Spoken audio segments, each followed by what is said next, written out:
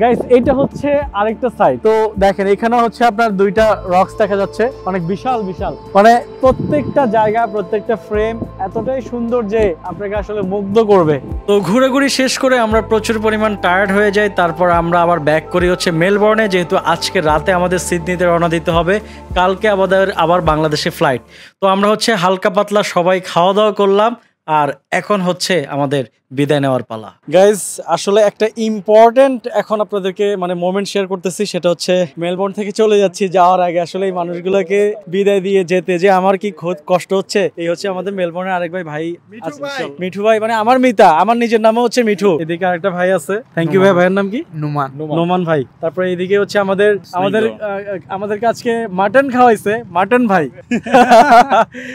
Jokes part ভাই আজকে সব মর্নিং এ হচ্ছে আমাদেরকে একটা ব্রেকফাস্ট করাইছে। মাটনটা যে এত জোস হইছে, যাক আসলে তারিফ না করলে নেক্সট টাইম আসলে আবার খাবো। জানতাম না যে আপনারা আসবেন, রান্না করা হয়েছিল আমাদের জন্য, বাট আপনি আসছেন, খাওয়াতে পারছি, ভালো লাগছে। থ্যাংক ইউ ভাই।